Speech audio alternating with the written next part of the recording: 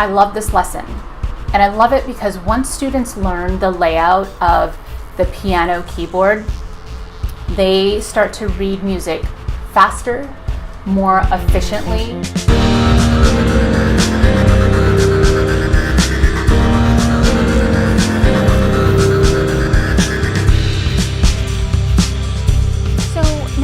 You guys some exercises that you can do at the keyboard. This is gold. This is the trick that's going to help you gain musical fluency and be able to identify notes on the keyboard really, really fast, which will then translate to you being able to read the staff a lot faster. So do these exercises. I promise if you do them every day, you will improve and get better. And it doesn't take much time. Just 5 to 10 minutes a day as you're first learning in order to master where all of these notes are. So I'm going to start with my right hand by itself, and even if you don't play piano, it's okay. You don't have to press the keys all the way down. If you can gain independence in each of these fingers and get that key down without doing that, or if you do that and you're a beginner, that's okay. Just bring the fingers down. Try to control it. If you do that, try to bring the fingers down. And you always want to play on the tip of the finger, not on, you don't want your fingers to be flat like this. You want them to be curved. And you can place your hand around your knee and that'll give you the right amount of curvature to your hands, and that's the correct position. The important part is that what you're doing here is you're gaining muscle memory in your hand, and you'll be able to use the muscle memory to be able to read the staff a lot better. This is a big trick. This is why a lot of pianists can start to read music really, really fast. It's because they're feeling it in their fingers. And of course, I want you to do this on your own instrument if you're not a pianist, but this really, really helps in the beginning. So place your thumb on A, find A, and then place one finger per key.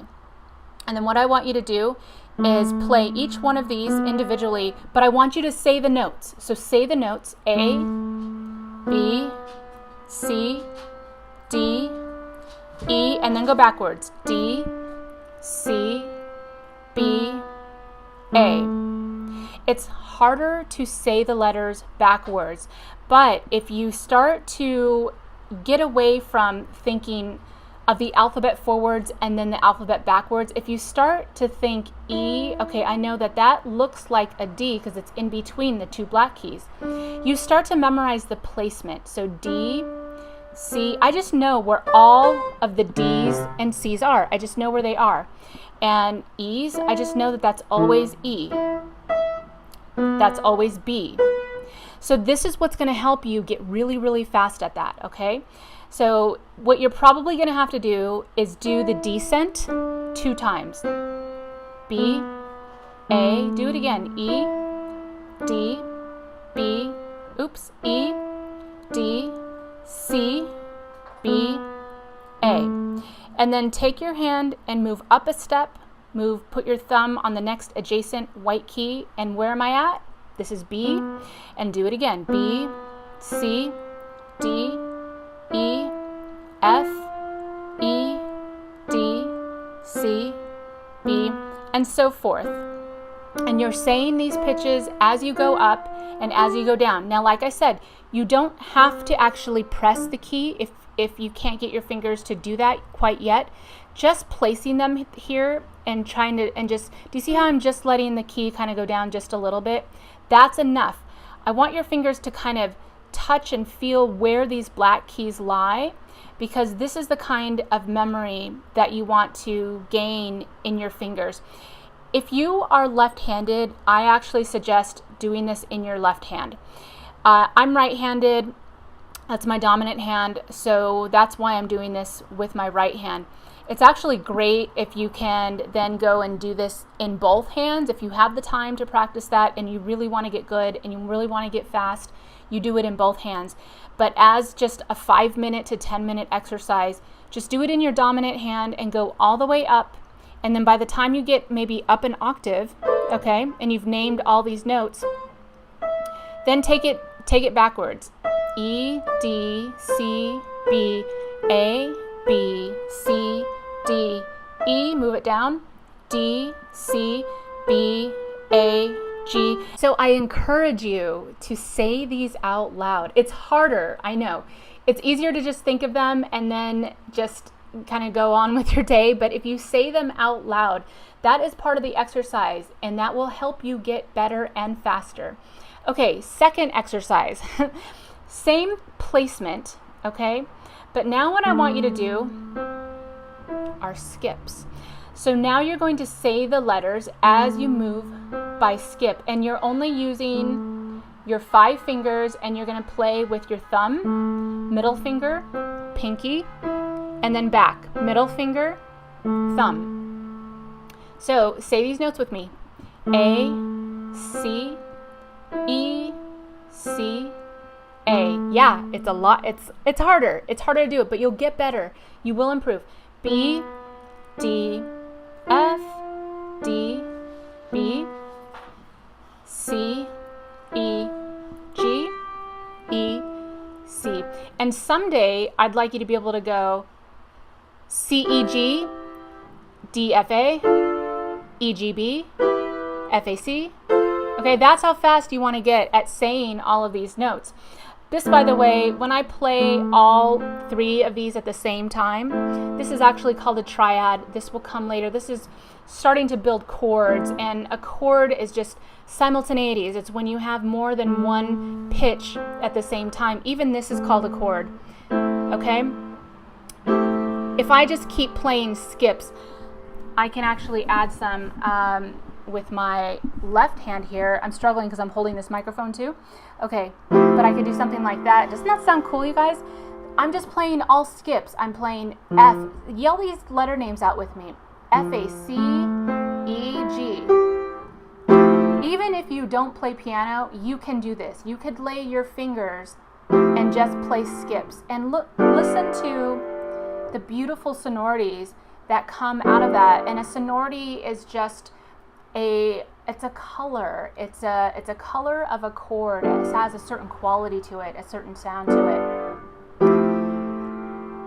I think it's nice. I think it's great. So just playing all skips here. And yes, there's all this theory behind what I'm actually doing here, but all I want you to know is that you're just playing a bunch of skips.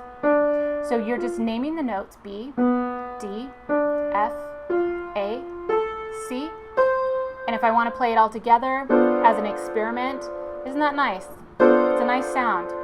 And how about if I lay all my fingers down? What if you didn't want to play it like this? What if this is too challenging for you to grasp, something like that? Just use these fingers. Say your notes, B, G, E, C, A, F. And try to do this up and down. Go up, A, C, E, C, A, F. So that's another exercise. So another exercise at the piano is to identify all the octaves. So it doesn't really matter where you start. I'll start on E. So now play the next E. Now the next E. And so forth. And how about if I start on C? And then the next C. So try to jump all the octaves and try to find all those. How about I'll do one more? How about G? Next G, next G, and so forth. Another exercise is just placing your hand somewhere on the group of 2 black keys, so right here, or 3 black keys right here. So if you notice where the 2 black keys are, placing your thumb on the C, and where the 3 black keys are, placing your thumb on the F. And with these exercises, just yelling out and playing the notes. So just staying here, C, E, D, E, C, D, C, E. And it's actually really fun if you have somebody yelling out those 3 letters for you to do that. and then placing your hand in the position where you see the 3 black keys, and just either yelling the notes out yourself, or better yet, having somebody yell out an F, G, A, or B. B, G, A, F, G, F, B, A. So that's another really great exercise to start to remember where all of those letter names lie on the keyboard. So there's 2 really important parts of the keyboard that you must commit to memory, and that is between E and F and B and C. There is no black key intervening, and so these are considered half steps. All of the other steps are whole steps. So now I want you to tell me if I'm playing a whole step or a half step, ascending or descending. Whole step ascending. Half step descending. Whole step ascending. Half step descending. Whole step ascending.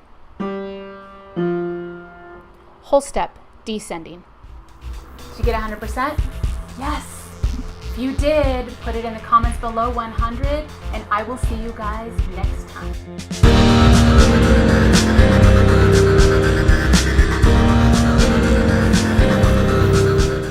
If music is your life, if you are committed to becoming fluent and learning this language inside and out, you will do whatever it takes to make it happen.